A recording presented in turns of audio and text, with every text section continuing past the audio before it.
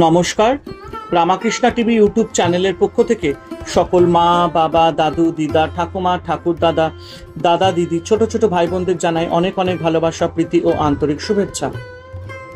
সবাই ভালো আছেন, ভালো থাকবেন।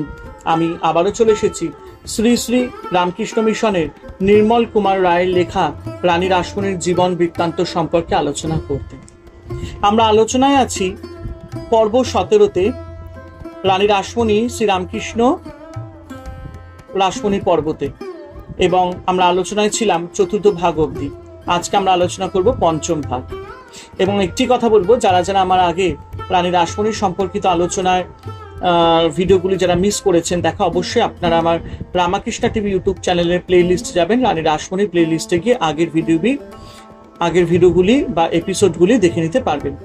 তো চলুন আজকের আলোচনা 17 নম্বর পর্ব, শ্রীরামকৃষ্ণ রানী রাসমণি পর্ব, পঞ্চম ভাগ। যতই ঠাকুর শ্রী রামকৃষ্ণ জগন্মাতার ঘন ঘন দর্শন পেতে লাগলেন, ততই তার বাহু আচরণেও যেমন বেশি পরিবর্তন হতে লাগলো, পূজার কাজেও তেমনি বিধিবিধানের অভাব সকলের নজরে আসতে লাগলো। বৈধি ভক্তির সীমা ছাড়িয়ে এই সময় রাগাত্মিকা বা প্রেম ভক্তির রাজ্যে প্রবেশ করে তিনি নিজের ভাবেই দেবী পূজা চালিয়ে যেতে লাগলেন। কখনো পূজার ফুল দেবীকে না দিয়ে নিজের মস্তকে দিতেন, কখনো নিবেদিত অন্নাদি দেবীর মুখে তুলে দিতেন, আবার নিজের মুখেও পুড়ে দিতেন। কখনো দেবীর সঙ্গে আপন মনে নানা কথা কইতেন, কখনো বা কলহাস্যে মন্দির মুখরিত করে তুলতেন, আবার কখনো গানে গানে প্রাণের আনন্দ প্রকাশ করতেন। এইসব কাণ্ড দেখে ভাগ্নের হৃদয়ের মনে ধারণা জন্মায় যে মামা শ্রীরামকৃষ্ণ নিশ্চয়ই উন্মাদ হয়ে গেছেন, এবং এই সংবাদ যদি রানীমার কানে পৌঁছায় তাহলে মামার ভাগ্যে নিশ্চয়ই কোনো অঘটন ঘটবে। হৃদয় মামার এসব ব্যাপার গোপন রাখার চেষ্টা করলেও কালীবাড়ির লোকেদের এই বিষয় নজর এড়ায়নি। কালীবাড়ির খাজাঞ্চি শ্রীরামকৃষ্ণের এই পাগলামি বরদাস্ত করতে না পেরে সকল ঘটনা জানবাজারের বাড়িতে জানালেন। জানবাজারে শ্রীরামকৃষ্ণ সম্পর্কে এইসব খবর পৌঁছালে মথুরমোহন এই বিষয় তদন্ত করার জন্য দক্ষিণেশ্বরে খবর পাঠান, এবং কর্মচারীদের ধারণা হয় যে মথুরমোহন শ্রীরামকৃষ্ণের এই কীর্তিকলাপ নিজে এসে দেখলেই তৎক্ষণাৎ তাকে পূজকের পদ থেকে নিশ্চয়ই বরখাস্ত করবেন। পূর্বে কাউকে কিছু না জানি মথুরমোহন স্বয়ং একদিন পূজার সময় হঠাৎ কালী মন্দিরে এসে উপস্থিত হলেন এবং অনেকক্ষণ ধরে শ্রীরামকৃষ্ণের সেই অভিনব পুজো লক্ষ্য করতে লাগলেন। ভাব বিভোর শ্রীরামকৃষ্ণ তখন মা কালীকে নিয়ে এমন তন্ময় যে মথুরমোহনের কালী মন্দিরে প্রবেশের ঘটনা প্রতিও তার খেয়াল ছিল না। সমস্ত ব্যাপার লক্ষ্য করে মথুরমোহনের দৃঢ় বিশ্বাস জন্মায় শ্রীরামকৃষ্ণ সাধারণ পাগল নন, ভাবের পাগল। মা কালীর কাছে তার বালকের মতো আবদার, অনুরোধ প্রভৃতি দেখে মথুরমোহন স্থির করেন যে ঐকান্তিক প্রেমভক্তি ছাড়া এমন অকপট ভক্তি বিশ্বাসে যদি মাকে না পাওয়া যায় তো কিসে তার দর্শন লাভ হবে। পূজা করতে করতে ছোট ভট্টাচ তথা শ্রীরামকৃষ্ণের কখনো গলদস্যু ধারা, কখনো অকপট উদ্দাম উল্লাস, এবং কখনো বা জ্বরের মতো সংজ্ঞা শূন্যতা অবিচল বাহু বিষয় লক্ষ্য রহিত দেখে তার চিত্ত এক অপূর্ব আনন্দে পূর্ণ হলো। তিনি অনুভব করলেন যে শ্রীমন্দির দেব প্রকাশের যথার্থই জমজম করছে, এবং পূজক শ্রীরামকৃষ্ণ সত্যি জগন্মাতা কৃপালাভে ধন্য হয়েছেন। অনন্তর দূর থেকে ভক্তিপূত চিত্তে সজল নয়নে শ্রী শ্রী জগন্মাতা ও তার অপূর্ব পূজককে বারবার প্রণাম করতে করতে বলতে লাগলেন, এতদিনের পর শ্রী শ্রী জগন্মাতা সত্য সত্যই এখানে আবির্ভূতা হলেন, আর এতদিনের মায়ের পূজা ঠিক ঠিক সম্পন্ন হলো। কর্মচারীদের কারুকে কিছু না বলে সেদিন মথুরমোহন দক্ষিণেশ্বর থেকে পরমানন্দের জানবাজারের বাড়িতে ফিরে যান এবং রানীমাকে পরম উৎসাহ ভরে মন্দিরের আনুপর্বিক ঘটনা সবিস্তারে নিবেদন করেন। তিনি রানীমাকে একথাও বলেন যে বহু ভাগ্যের গুণে এমন অদ্ভুত ভাবরাজ্যের পাগল পূজক পাওয়া গিয়েছে, সুতরাং পাষাণ প্রতিমা এবার জাগ্রত হবেন। মথুরমোহনের মাধ্যমে শ্রীরামকৃষ্ণের এই অদ্ভুত প্রেমরস সিঞ্চিত শ্রেষ্ঠ পূজা কাহিনী শুনে রানীমার মনেও বিশ্বাস জন্মায় যে তার স্বপ্ন বৃত্তান্ত এবার সত্যই সফল হতে চলেছে।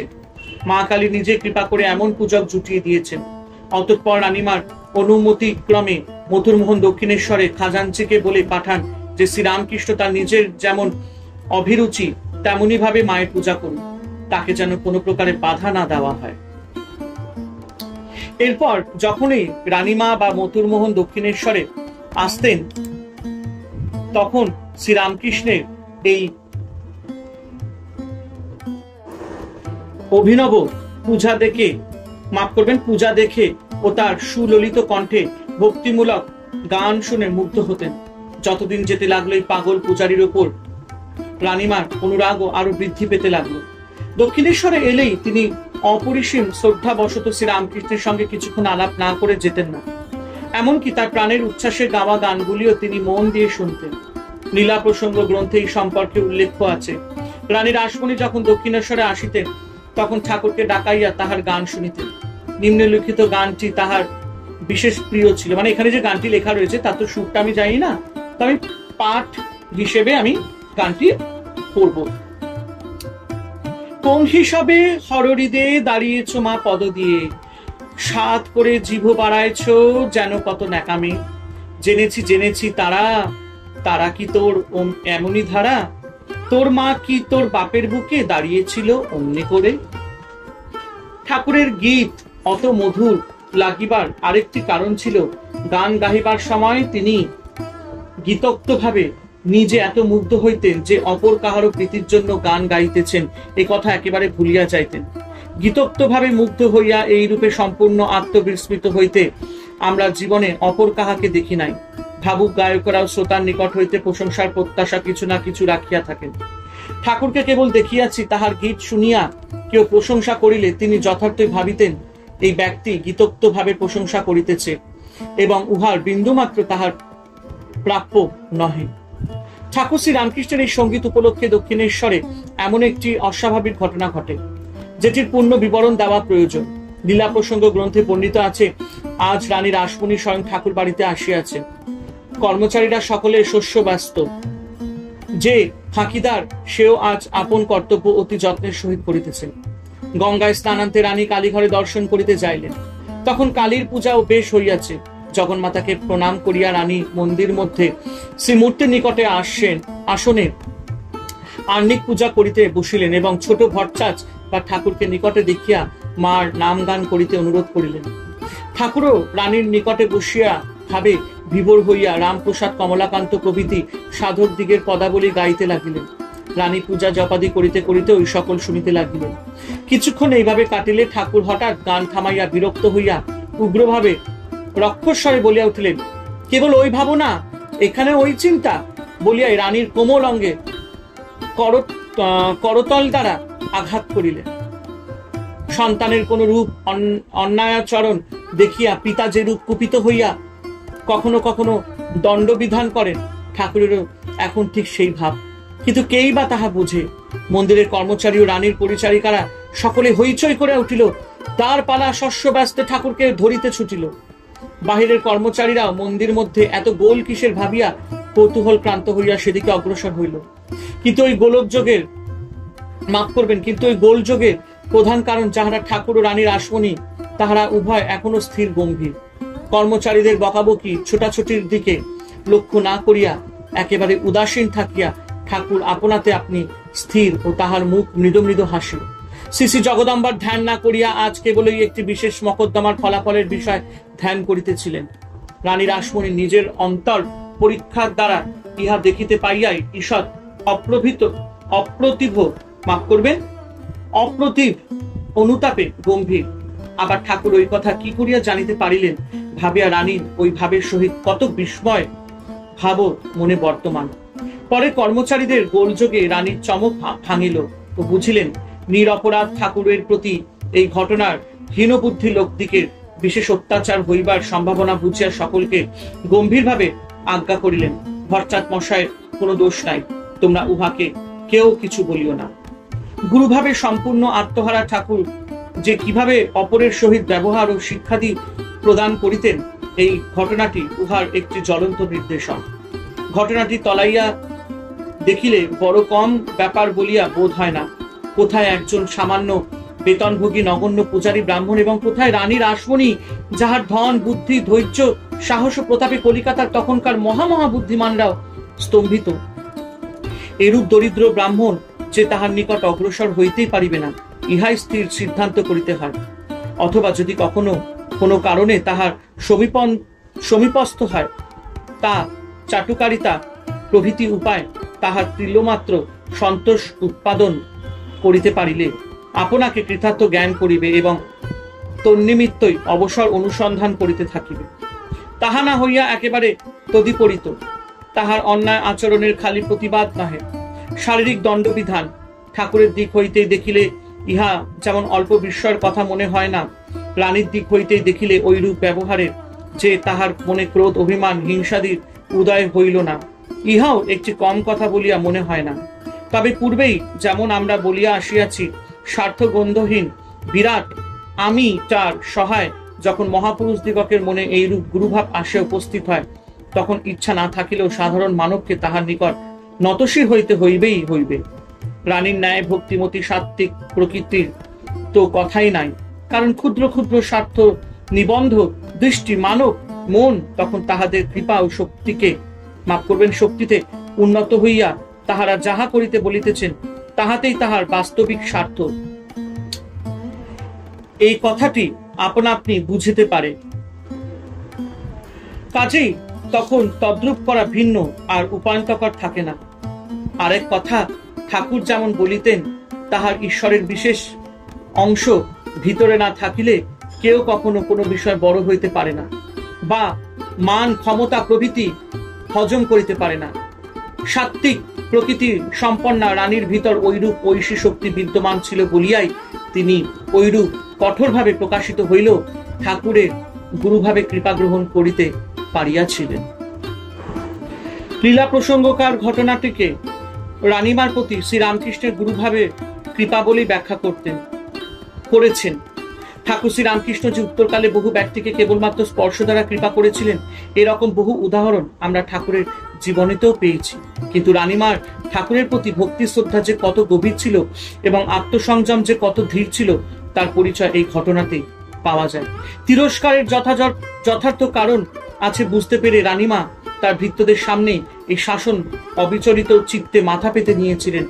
এটি কৃপা ধারণ করারও অসীম ক্ষমতা।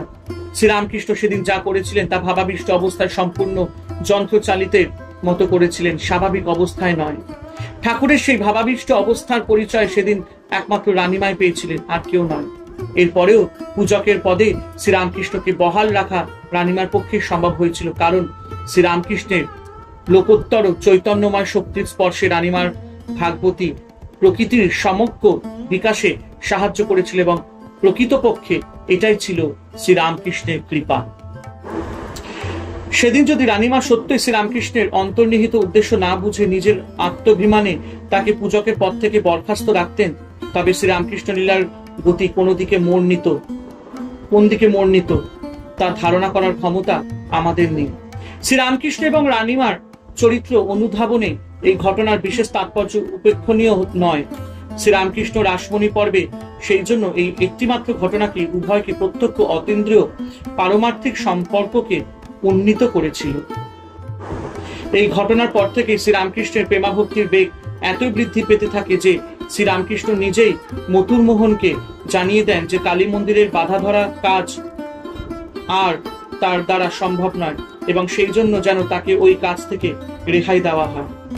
শ্রীরামকৃষ্ণের ইচ্ছায় কোনো প্রকার বাধা না দিয়ে মথুর মোহন শ্রীরামকৃষ্ণের প্রস্তাব মতো হৃদয়কে সাময়িকভাবে কালী মন্দিরের পূজকের পদে নিযুক্ত করেন।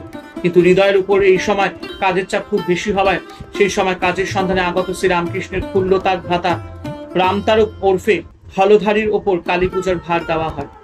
এটি ইংরেজির 1858 সাল এবং বাংলার 1265 সনের ঘটনা। অতঃপর শ্রীরামকৃষ্ণ মন্দিরের পূজার দায় থেকে মুক্ত হয়ে নিশ্চিন্ত মনে সাধন মার্গে বিচরণ করতে লাগলেন।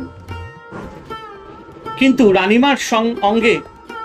রানীমার অঙ্গে যেদিন শ্রীরামকৃষ্ণ আঘাত করেছিলেন, সেদিন থেকে মথুর মোহনের মনে সন্দেহ জাগে যে আধ্যাত্মিকতার সঙ্গে শ্রীরামকৃষ্ণের মনে উন্মত্তার সংযোগ হয়েছে এবং নিশ্চয়ই তিনি বায়ুরোগে আক্রান্ত হয়েছেন। এই সময় অবশ্য শ্রীরামকৃষ্ণ অন্যান্য সমুদায় সাধন পদ্ধতি অবলম্বন করেন এবং বিভিন্ন সাধন প্রণালীর কার্যকারিতা স্বয়ং পরীক্ষা করে তার ফলাফল জানতে আগ্রহী হন। ওই সময় দক্ষিণেশ্বরে প্রায় অনেক সাধু সন্ন্যাসী অতিথি রূপে আসতে থাকায় সকল সম্প্রদায়ের সন্ন্যাসীদের সঙ্গে তিনি আলাপ করতেন এবং ঐকান্তিক নিষ্ঠা সহকারে ঈশ্বর লাভের জন্য সকল প্রকার সাধনায় উত্তীর্ণ হতেন। এই জন্য তার আচরণের মধ্যে সাধারণের চোখে অস্বাভাবিকতার লক্ষণ ক্রমশ প্রকাশ পেত।